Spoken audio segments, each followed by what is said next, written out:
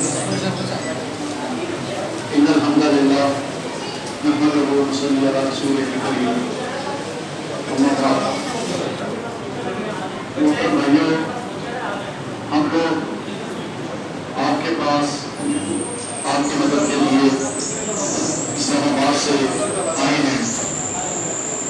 احسان welfare foundation اسلام آباد اور احسان welfare foundation media کے تعاون سے آپ کو یہ سامان دیا گیا ہے۔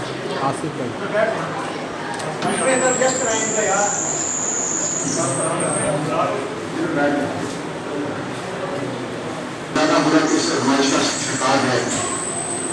جو پانی ہمیں ضرورت تھا، جس کے لیے ہم دعائیں کر رہے تھے، بارشیں نہیں ہو رہی تھی، وہ اس طرح برسا، اس طرح آیا کہ ہمارے بہت سارے بہنوں کے لیے مصیبت کا سبب بن گیا، زحمت بن گیا۔ یہ اللہ رب العزت کی طرف سے اپنے بندوں پہ آزمائش ہوتی ہے۔ اللہ اپنے بندوں پہ ظلم نہیں کرتا۔ ہمارے اعمال ہوتے ہیں، ہمارے گناہ ہوتے ہیں، جن کی بعض اوقات ہمیں دنیا میں سرزنش کرتی رہتی ہے، تبدیل کرتی رہتی ہے۔ اللہ رب العزت قرآن مجید میں فرماتے ہیں کہ دنیا میں جتنا بھی فساد ہے یہ انسان کا اپنا پیدا کیا ہوا ہے۔ ہمیں اللہ رب العزت نے پیدا کیا، جنت میں بسایا۔ ہمارے جد امجد، ہمارے باپ جناب آدم علیہ السلام کو اللہ نے جنت کا مہمان بنایا، ان سے غلطی ہوئی، اللہ نے جنت سے نکال دیا اور اس دنیا میں بھیج دیا۔ اللہ کے نبی نے فرمایا کہ یہ دنیا مومن کے لیے قید خانے کی مانند ہے۔ کسی بندے سے کوئی جرم ہو جاتا ہے، اس کو سزا ہو جاتی ہے، اسے جیل بھیج دیا جاتا ہے، تو وہاں پہ اس کو سہولتیں نہیں ہوتی ہیں، وہ پریشان رہتا ہے وہاں پہ، کس وقت میری جان چھوٹے اور میں آزاد فضا میں جاؤں، میں اپنے گھر جاؤں۔ ایسا ہی ہوتا ہے نا جی، وہ پریشانی نہیں ہوتا ہے۔ یہ دنیا ہمارے لیے، وہ اللہ کے نبی نے فرمایا کہ قید خانے کی مانند ہے۔ جس طرح قید میں ایک بندہ ہوتا ہے وہ پریشان ہے، یہ دنیا اسی طرح ہمارے لیے۔ اور پھر آپ نے فرمایا، اللہ رب العزت نے فرمایا کہ اگر دنیا کی اللہ کے نزدیک مچھر کے ایک پر کے جتنی بھی اہمیت ہوتی، مچھر کے پر کی کیا اہمیت ہے، تو اللہ کافروں کو پانی کا ایک گھونٹ بھی نہ دیتا۔ اللہ کے نزدیک اتنی بھی اہمیت نہیں ہے دنیا کی۔ معزز بھائیوں اور دوستوں، یہ آزمائشیں ہمیں اللہ کی طرف جوڑنے کے لیے آتی ہیں، اللہ سے باغی کرنے کے لیے نہیں آتی۔ جو اللہ کا بندہ ہوتا ہے، چلو سارے اللہ کے بندے ہیں، لیکن ہم اپنے کردار سے ثابت کریں گے کہ ہم اللہ کے بندے ہیں۔ جب اللہ کی مانیں گے نا، پھر اللہ کے بندے بنتے ہیں، نہیں تو پھر شیطان کے بندے بن کے رہیں گے، شیطان کے راستے پہ چلیں گے۔ دو ہی راستے ہیں، یا رب کا راستہ ہے یا شیطان کا راستہ ہے۔ کوئی فیصلہ ہم نے کرنا ہے کہ کس راستے پہ چلنا ہے۔ قوموں پہ عذاب آتے رہے، نوح علیہ السلام کی قوم پہ بھی پانی کا عذاب آیا تھا۔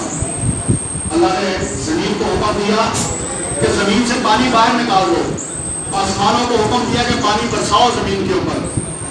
نوح علیہ السلام کا بیٹا جو اللہ کے نبی ہیں، جنہیں آدم ثانی بھی کہا جاتا ہے، دنیا کی موجودہ ساری نسل نوح علیہ السلام سے چلی ہے۔ ان کے بیٹا نافرمان بھی کر گیا اور کہا کہ ابا جان میں تو پہاڑ پہ چڑھ جاؤں گا، مجھے کہا یہ بارشوں کا پانی مجھے نقصان پہنچا سکے گا، یہ سیلاب مجھے کیا نقصان پہنچائے گا، میں تو پہاڑ پہ چڑھ دوں گا۔ لیکن اللہ رب العزت کی طاقتوں کے کیا کہ کسی کی نہیں چلتی ہے، تو اللہ نے موج بھیجی اور پانی میں ڈبکیاں کھانے لگا۔ تو پھر کہا کہ میں معافی مانگتا ہوں، لیکن اللہ نے کہا بدر گزر گیا، معافی کا ایک بدر ہے۔ ہمارے بابا آدم علیہ السلام سے غلطی ہوئی، انہوں نے اللہ سے معافی مانگی، اس کے باوجود دنیا میں بھیجا گیا۔ حضرت یونس علیہ السلام اللہ کے نبی جو مچھلی کے پیٹ میں رہے، 40 دن مچھلی کے پیٹ میں رہے، اللہ کی طرف سے آزمائش آئی۔ کیوں مچھلی کے پیٹ میں رہے؟ نبی ہیں اپنے وقت کے، ان کی قوم پر انہوں نے دعا کی، قوم نافرمان تھی کہ اللہ کا عذاب آئے ان کے اوپر۔ اللہ نے عذاب بھیجا اس قوم کے اوپر۔ دھیان سے بات سنیے، اللہ نے اس قوم پہ عذاب بھیجا، عذاب کے اثار نظر آئے، آسمان کالا سیاہ ہو گیا، بادل آ گئے طوفان آنے کے لیے، بارش برسنے کے لیے۔ نبی نے اثار دیکھے، نبی وہاں سے نکل کے بستی سے، نبیوں کو یہ حکم ہوتا ہے کہ اس بستی پہ عذاب آئے وہاں سے وہ نکل جاتے ہیں۔ اللہ کا حکم نہیں ابھی آیا تھا، نبی نے اثار دیکھے کہ آ رہا اللہ کا عذاب، وہ نکل کے بستی سے اللہ سے پوچھے بغیر بستی سے چلے گئے ہیں۔ جب قوم نے دیکھا کہ بارش کا عذاب آنے لگا، یہ بارش ہمیں تباہ کر دے گی، اللہ ہم سے ناراض ہو گیا، تو قوم نے کیا کیا؟ قوم نے اللہ سے معافی مانگی کہ اللہ ہمیں معاف کر دے، ہم سے گناہ ہو گیا، تیرے نبی کو ناراض کیا ہم نے تجھے ناراض کیا۔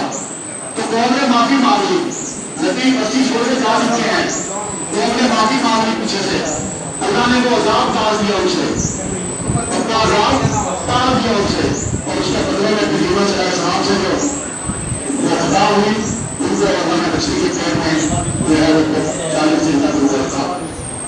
اسی طرح موسیٰ علیہ السلام بارش کے لیے نکلتے ہیں، اپنی قوم کو لے کے بارش کے لیے جاتے ہیں، دعا کرنے کے لیے میدان میں دعائیں کر رہے ہیں، حکمت کے نبی ہیں، دعا کر رہے ہیں، اللہ رب العزت فرماتا ہے کہ موسیٰ بارش نہیں ہوگی، یہ دعا قبول نہیں ہوگی، کہا کیوں نہیں ہوتی؟ تو آپ تمہاری امت میں ایک شخص ہے جو میرا نافرمان ہے، بغاوتیں کرتا ہے مجھ سے، میری بات نہیں مانتا وہ، میں اس سے ناراض ہوں، بارش نہیں ہو سکتی اس کے ہوتے ہوئے، اسے کہو کہ اس مجلس سے باہر نکل جائے، یہاں سے اٹھ کے چلا جائے۔ موسیٰ علیہ السلام نے اعلان کر دیا کہ ایک شخص ہے جو بڑا ہی اللہ کا نافرمان ہے، اللہ اس سے ناراض ہے، اس وجہ سے بارش نہیں ہوگی، وہ بندہ اٹھے اور باہر نکل جائے۔ اب آپ سوچیں کہ امت کھڑی ہے پوری، اور ایک بندے کو کہا جا رہا ہے کہ وہ اٹھے اور باہر چلا جائے، اس کی کیا عزت ہوگی، اس کا کیا حالت ہوگی اس کی، کہ پوری امت کو پتہ چلے گا کہ یہ بندے سے اللہ ناراض ہے، یہ بڑا گناہگار انسان ہے۔ اب وہ بندہ دل ہی دل میں اللہ سے معافی مانگتا ہے، رویا پیتا نہیں ہے، چیخا نہیں ہے، کھڑا کھڑا دل میں اللہ سے معافی مانگتا ہے کہ اللہ غلطی ہو گئی ہے، نافرمانی ہو گئی ہے مجھ سے، اللہ مجھے معاف کر دے، کھڑا کھڑا معافی مانگ رہا ہے، اللہ معاف کر دے مجھے، میں تجھ سے معافی مانگتا ہوں۔ تھوڑی دیر بعد بارش شروع ہو جاتی ہے، موسیٰ علیہ السلام کہتے ہیں کہ اللہ باہر تو کوئی نہیں نکلا، آپ نے کہا تھا وہ بندہ باہر نکلے تب بارش ہوگی، بارش تو شروع ہوگی، بندہ تو کوئی نہیں نکلا باہر۔ کہا موسیٰ میں نے اس بندے کو معاف کر دیا، اس نے مجھ سے معافی مانگی، میں نے اسے معاف کر دیا۔ تو موسیٰ علیہ السلام کیا فرماتے ہیں اللہ سے؟ اللہ اس نیک آدمی کا ذرا دیدار تو کروا دے، وہ کون خوش نصیب ہے، میری امت کو پتہ تو چلے جس کو اللہ نے معاف کر دیا، وہ کون ہے خوش نصیب جس سے تو راضی ہو گیا۔ کہا موسیٰ جب وہ گناہ گار تھا میں نے اس پہ تب بھی پردے ڈالی رکھے، آج میں نے اسے معاف کر دیا ہے، اب کیسے سوال پیدا ہوتا ہے کہ اس کو بدنام کروں میں؟ یہ رب کی رحمتیں ہیں، اللہ کی رحمت ہے اپنے بندوں کے ساتھ، اللہ کتنا رحیم ہے ہمارے ساتھ۔ ماں ہے نا، ماں کوئی ماں اپنے بچے کو نقصان پہنچا سکتی ہے، تکلیف میں دیکھ سکتی ہے، بیمار ہو جائے ساری رات نہیں سوتی ماں۔ اللہ رب العزت کہتا ہے کہ جتنا ماں کا پیار ہے نا، میں اس سے 70 گنا زیادہ اپنے بندے سے محبت کرتا ہوں۔ پھر یہ آزمائشیں کیوں آتی ہیں، پریشانیاں کیوں آتی ہیں ہم پہ؟ اس لیے آتی ہیں کہ ہمیں اللہ کے قریب کر دیں۔ جب ہم ماں کی نافرمانی کرتے ہیں، ماں بھی مار دیتی ہے نا، بلا بھلا کہہ دیتی ہے لیکن معاف کر دیتی ہے، تو اللہ کی طرف سے یہ آزمائش آتی ہے کہ میرے بندے مجھ سے معافی مانگ لیں، عذاب سے بچ جائیں معافی مانگ کے۔ تو بھائیوں یہ نصیحت کا موقع ہے، اللہ کی طرف رجوع کیجیے، اللہ سے معافی مانگیے، اپنے گناہوں کا اعتراف کیجیے اللہ کے آگے۔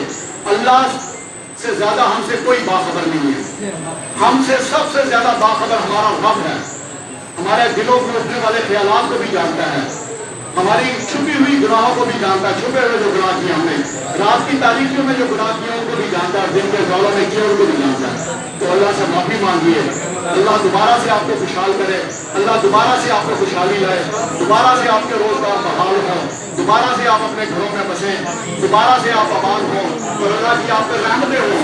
اس کے ساتھ ساتھ یہ مطلب نہیں ہے کہ اللہ استغفر اللہ، اللہ معاف کر دے بڑی غلطی ہوگی، نہیں ایسے نہیں ہوتی معافی، گناہوں سے توبہ ہوتی ہے، توبوا الی اللہ توبۃ نصوحا، اللہ سے پکی سچی معافی مانگنی ہے، اللہ کے ساتھ فرار نہیں چلتے، تو پکی معافی مانگیں کہ اللہ آئندہ غلطی نہیں کریں گے، اللہ معاف کر دے ہمیں، اور نیکی کی طرف آئیں۔ میرے بھائیوں نماز پڑھو، نماز پڑھو، اللہ سے ملنے کا سب سے اچھا طریقہ یہ ہے کہ نماز پڑھو۔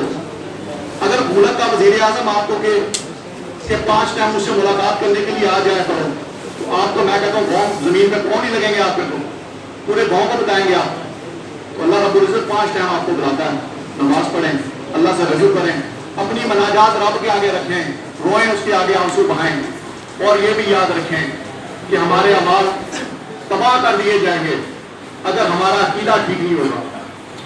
ہمارے اعمال تب قبول کیے جائیں گے جب ہمارا عقیدہ ٹھیک ہوگا۔ جو بچہ، جو بیٹا، جو اولاد اپنی پیدائش میں اپنے باپ کے علاوہ کسی کی طرف نسبت کرے، کیا باپ اس کو معاف کر دے گا؟ باپ قتل کر دے گا اس کو؟ کیا خیال آپ کا؟ اپنے نسب میں جو ملاوٹ کرے، کوئی باپ اس کو معاف کرے گا؟ نہیں کرے گا۔ بھائیو، رب کے ساتھ کیسے شریک کرتے ہو؟ وہ سبحانہ و تعالی ہے، اللہ پاک ہے، آ رہے آپ سے۔ عیب کسے کہتے ہیں؟ کمزوری کسے کہتے ہیں؟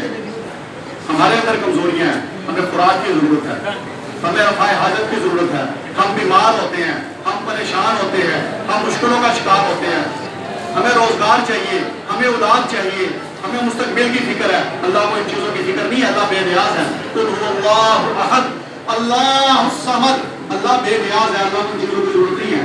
اس اکیلے اللہ کی طرف رجوع کرو، اپنی نجات چاہتے ہو نا، اکیلے رب کی طرف۔ اللہ مشکل کشا ہے، اللہ حاجت روا ہے، مشکلیں ہماری آسان اللہ کر سکتا ہے، ہماری پریشانیاں اللہ دور کر سکتا ہے، ہمارے مسائل کا حل ہمارے رب کے پاس ہے۔ اپنے رب کی طرف رجوع کر لیجئے۔ یہ مشکل آپ کو رب سے جوڑ دے تو پھر فائدہ ہے، اگر اس مشکل نے آپ کو باغی بنا دیا، رب سے دور کر دیا، پھر تباہی اور بربادی ہے۔ اللہ ہمیں اپنے دین پر عمل کرنے کی توفیق دے، اپنے نبی کے طریقے پہ چلنے کی توفیق دے، اور اس راستے پہ چلنے کی توفیق دے جس پہ اللہ کے نبی کے صحابہ چلے ہیں کہ وہ جنتوں کے حقدار بنے ہیں، اللہ کی رضا کے حقدار بنے ہیں۔ اللہ ہمارے گناہوں کو معاف فرما دے اپنی رحمت سے، اللہ ہماری پریشانیوں کو دور فرما دے، اللہ ہماری مشکلات کو ختم فرما دے، اللہ ہم پہ اپنی رحمت فرما دے۔ اللہ ہم گناہ گار ہیں، ہم خطا کار ہیں، سیاہ کار ہیں، اللہ گناہوں سے لتھڑے ہوئے ہیں، جس طرح کیچڑ سے زمین بھری ہوئی ہے، اللہ ہم ایسے گناہوں سے بھرے ہوئے ہیں۔ اللہ تو ہمارے حال سے واقعی ہمیں معاف کر دے، اللہ ہم پہ رحم کر دے، تو ہی معاف کرنے والا ہے۔ اللہ تو جلدی راضی ہو جاتا ہے، ہم سے راضی ہو جا، اللہ ہم سے راضی ہو جا، اللہ ہم سے راضی ہو جا، اور ہمیں بھی اپنی دعاؤں میں یاد رکھیے۔ ہمارے دوست، یہ تمام جو دوست ہیں میرے، یہ اچھے خاصے جابس کرتے ہیں سرکاری محکموں میں، پروفیسر ہیں یہ، اور آپ کے سامنے ہیں گرمی میں اور اس موسم میں آپ کی خدمت کے لیے محنت کر رہے ہیں۔ اللہ ان کے گھروں میں بھی برکت عطا فرما، ان کی راتوں کو بھی نیک بنا، ان کی راتوں کو ان کی آنکھوں کی ٹھنڈک بنا دے، پریشانیاں دور کر دے، روزگار کی پریشانیاں دور کر دے، آسانیاں فرما دے۔